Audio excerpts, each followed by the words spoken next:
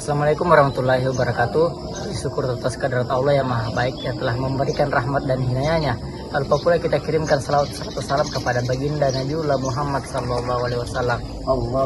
Adapun judul ceramah yang saya sempat bawakan yaitu peranan sholat dalam kehidupan manusia di dunia dan di akhirat. Allah yang maha baik yang telah memberikan rahmat dan hidayahnya.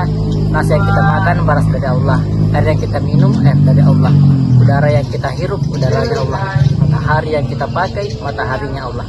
Semuanya diberikan secara cuma-cuma, pakainya suka-suka.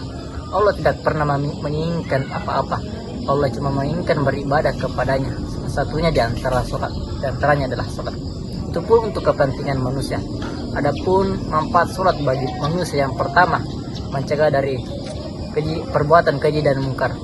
Dalam Quran surah Al-Ankabut ayat 45, Allah Subhanahu wa taala bersabda, "A'udzubillahi minasyaitonirrajim. Inna sholata tanha 'anil fahsya'i wal munkar." Yang artinya, dirikanlah sholat, sesungguhnya sholat dapat mencegah dari perbuatan keji dan mungkar. Bagaimana caranya agar kita terhindar dari perbuatan keji dan mungkar? Kita harus membawa ketaatan sholat di dalam kehidupan sehari-hari. Dalam sholat kita senantiasa mengingat Allah. Begitupun di luar sholat, kita harus senantiasa merasa diawasi oleh Allah, maka selamatlah kita dari kemaksiatan. Yang kedua, sholat dapat menjadi lampu. Mau tidak mau, suka tidak suka, ridho tidak ridho, pasti kita akan masuk ke dalam satu lubang yang dinamakan kubur. Coba kita bayangkan betapa gelapnya itu kubur. Ketika mayat diletakkan ke dalam tanah, lalu ditutup dengan papan, kemudian ditimbun dengan tanah, lalu diinjak-injak, luar biasa gelapnya. Lampu di dunia ini walaupun berjuta-juta watt tidak bisa menerangi kubur-kubur mereka. Akan tetapi yang menjadi penerangnya adalah sholat. Yang ketiga, sholat dapat menjadi juru bicara. Ketika sang pengantar mayat telah kembali, maka datanglah dua malaikat yang menanyakan beberapa pertanyaan. Man robbukah? Siapa Tuhanmu? Yang menjawab bukanlah bibir-bibir mereka, kan tetapi sholat dan ibadahnya. Allahu Rabbi, Allah Subhanahu wa taala Tuhanku. Man nabiyuka? Siapa nabimu? Nabi Muhammad sallallahu alaihi wasallam nabi Muhammad sallallahu alaihi wasallam nabiku. Maka selamatlah kita dari pertanyaan tersebut. Yang keempat, sholat dapat menjadi payung. Ketika hari kiamat telah tiba, maka manusia dia dalam kubur dibangkitkan, lalu diiring ke satu lapangan yang bernamakan pada mahsyar, di mana manusia bermandikan keringatnya.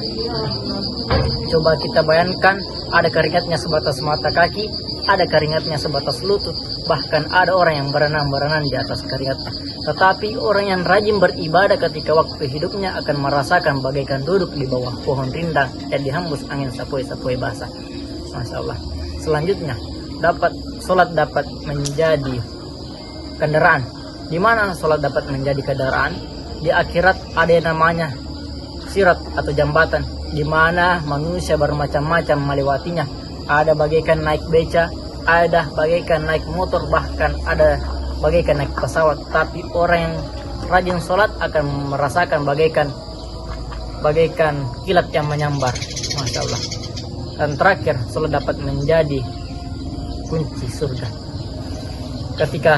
Ketika manusia telah sampai di hadapan pintu surga, maka malaikat bidadari memanggil mereka seakan-akan masuklah ke dalam surga, tetapi pintu surganya masih terkunci. Tidak bukan kuncinya adalah sholat. Rasulullah sallallahu alaihi wasallam bersabda, "As-sholatu miftahul jannah." Sholat adalah kunci surga. Berbahagialah manusia yang menunaikan ibadah sholatnya ketika waktu hidup. Mungkin cukup sekian. Ketika ada salahnya itu datangnya dari saya, itu ketika ada benarnya itu datangnya dari Allah. Wabillahi taufiq wal hidayah. Assalamualaikum warahmatullahi wabarakatuh.